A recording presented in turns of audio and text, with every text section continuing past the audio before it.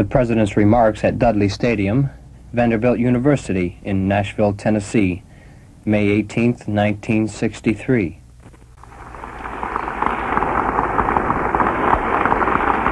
Thank you very much.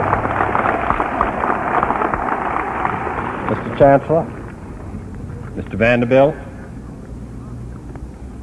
Senator Kefauver, Senator Gore, Congressman Fulton, Congressman Evans, Congressman Bass, Congressman Everett, Tom Murray, distinguished guests, members of the Judiciary, the Army Corps of Engineers of the Tennessee Valley.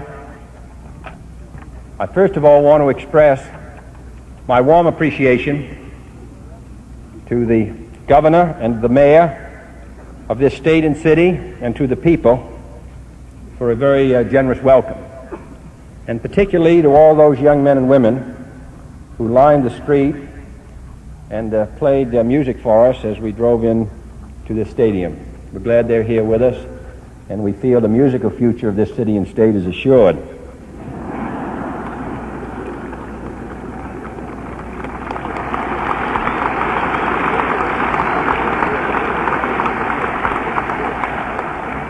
Many things bring us together today. We are saluting the 90th anniversary of Vanderbilt University, which has grown from a small Tennessee university, an institution, to one of our nation's greatest, with 7 different colleges and with more than half of its 4,200 students from outside of the state of Tennessee. And we are saluting the 30th anniversary of the Tennessee Valley Authority, which transformed a parched, depressed, and flood-ravaged region into a fertile, productive center of industry, science, and agriculture. We are saluting by initiating construction of a dam in his name a great Tennessee statesman, Cordell Hull,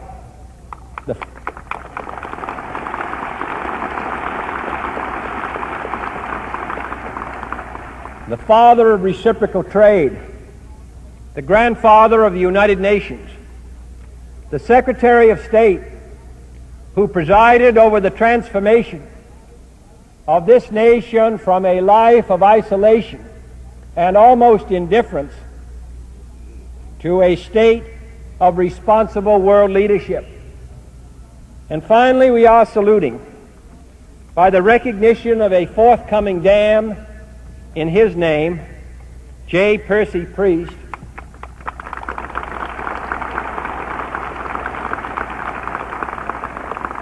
a former colleague of mine in the House of Representatives, who represented this district, this state, and this nation in the Congress for 16 turbulent years. Years which witnessed the crumbling of empires, the splitting of the atom, the conquest of one threat to freedom, and the emergence of still another. If there is one unchanging theme that runs throughout these separate stories, it is that everything changes but change itself. We live in an age of movement and change, both evolutionary and revolutionary, both good and evil. And in such an age, a university has a special obligation to hold fast to the best of the past and move fast to the best of the future. Nearly 100 years ago, Prince Bismarck said that 1/3 of the students of German universities broke down from overwork. Another third broke down from dissipation, and the other third ruled Germany. I do not know which third of the student body of Vanderbilt is here today, but I am confident we're talking to the future rulers of Tennessee and America in the spirit of this university.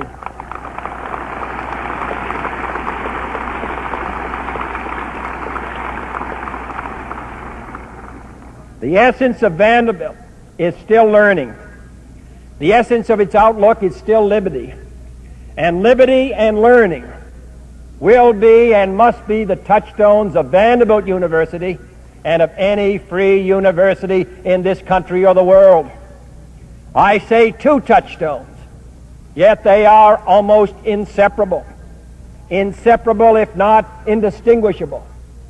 For liberty without learning is always in peril, and learning without liberty is always in vain.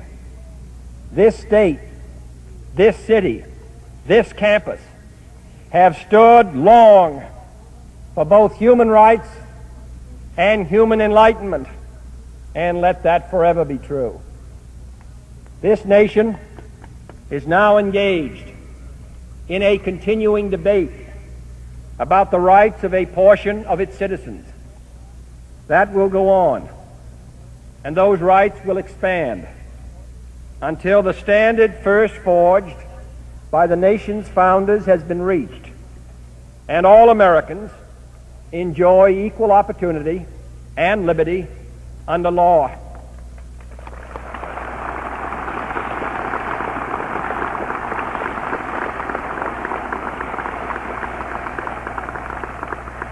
But this nation was not founded solely on the principle of citizen rights. Equally important, though too often not discussed, is the citizen's responsibility.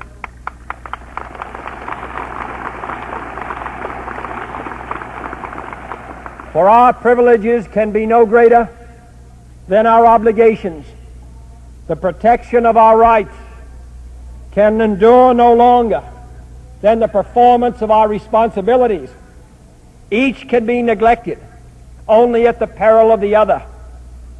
I speak to you today, therefore, not of your rights as Americans, but of your responsibilities. They are many in number and different in nature. They do not rest with equal weight upon the shoulders of all. Equality of opportunity does not mean equality of responsibility. All Americans must be responsible citizens, but some must be more responsible than others by virtue of their public or their private position, their role in the family or community, their prospects for the future, or their legacy from the past. Increased responsibility goes with increased ability. For of those to whom much is given, much is required. Commodore Vanderbilt recognized this responsibility, and his recognition made possible the establishment of a great institution of learning, for which he will be long remembered after his steamboats and railroads have been forgotten. I speak in particular, therefore, of the responsibility of the educated citizen, including the students, the faculty, and the alumni of this great institution. The creation and maintenance of Vanderbilt University, like that of all great universities, has required considerable effort and expenditure, and I cannot believe that all of this was undertaken merely to give this school's graduates an economic advantage in the life struggle.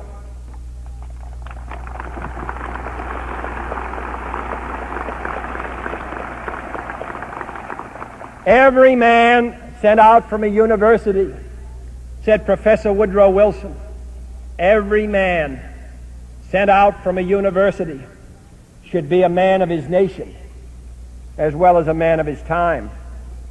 You have responsibilities, in short, to use your talents for the benefit of the society which helped develop those talents.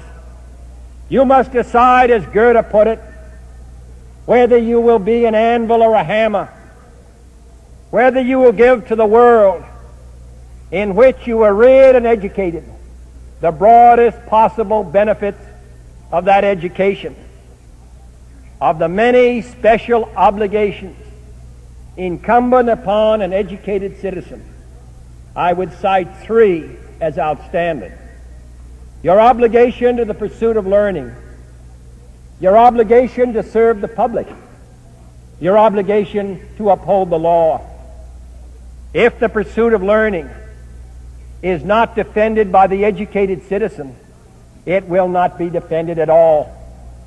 For there will always be those who scoff at intellectuals, who cry out against research, who seek to limit our educational system. Modern cynics and skeptics see no more reason for landing a man on the moon, which we shall do, than the cynics and skeptics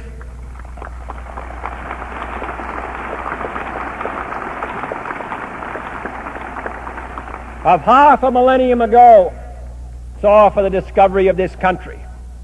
They see no harm in paying those to whom they entrust the minds of their children a smaller wage than is paid to those to whom they entrust the care of their plumbing. But the educated citizen knows how much more there is to know. He knows that knowledge is power, more so today than ever before. He knows that only an educated and informed people will be a free people. That the ignorance of one voter in a democracy impairs the security of all. And that if we can, as Jefferson put it, enlighten the people generally, tyranny and the oppressions of mind and body will vanish like evil spirits at the dawn of day. And therefore the educated citizen has a special obligation to encourage the pursuit of learning, to promote exploration of the unknown, to preserve the freedom of inquiry, to support the advancement of research, and to assist at every level of government the improvement of education for all Americans, from grade school to graduate school. Secondly, the educated citizen has an obligation to serve the public. He may be a precinct worker or president. He may give his talents at the courthouse, the State House, the White House. He may be a civil servant or a senator, a candidate or a campaign worker, a winner or a loser. But he must be a participant and not a spectator.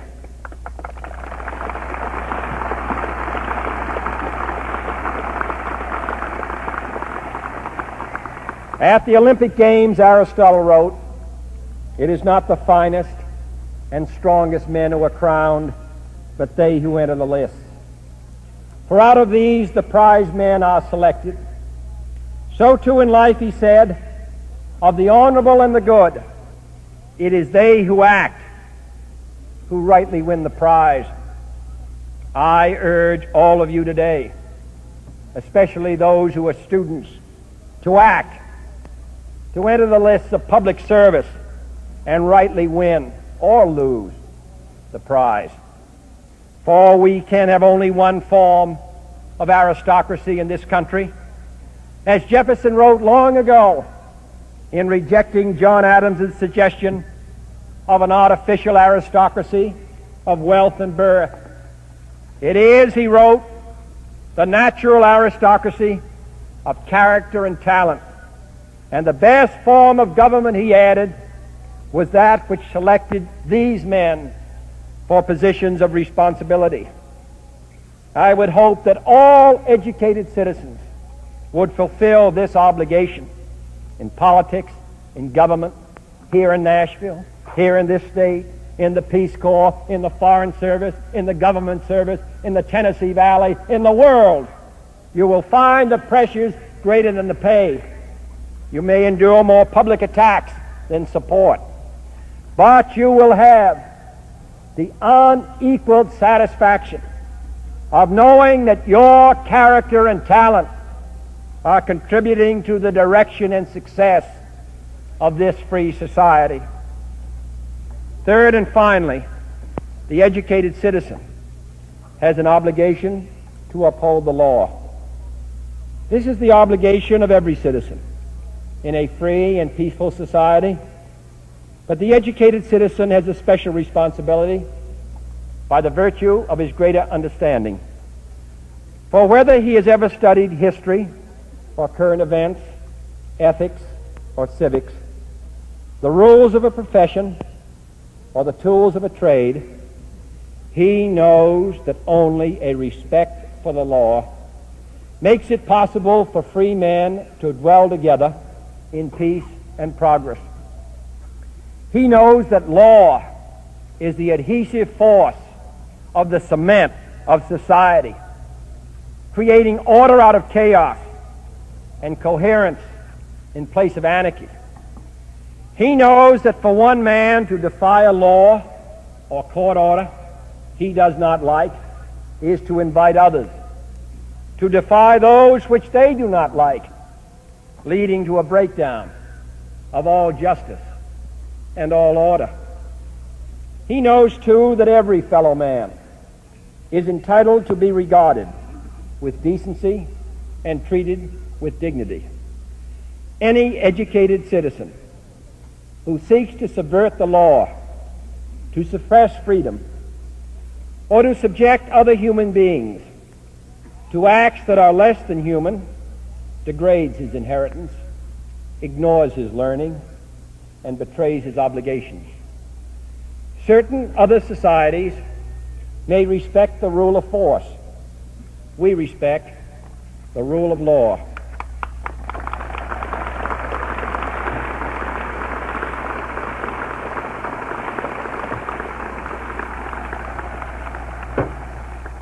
The nation, indeed the whole world, has watched recent events in the United States with alarm and dismay. No one can deny the complexity of the problems involved in assuring to all of our citizens their full rights as Americans. But no one can gainsay the fact that the determination to secure these rights is in the highest traditions of American freedom. In these moments of tragic disorder, a special burden rests on the educated men and women of our country to reject the temptations of prejudice and violence, and to reaffirm the values of freedom and law on which our free society depends. When 90 years ago it was proposed to Commodore Vanderbilt, he said, "Commodore, our country has been torn to pieces by a civil war. We want to repair this damage." And Commodore Vanderbilt reported, "I want to unite this country and all sections of it so that all our people will be one." His response, his recognition of his obligation and opportunity, gave Vanderbilt University not only an endowment, but also a mission. Now, 90 years later, in a time of tension, it is more important than ever to unite this country and strengthen these ties so that all of our people will be one. 90 years from now, I have no doubt that Vanderbilt University will still be fulfilling this mission. It will still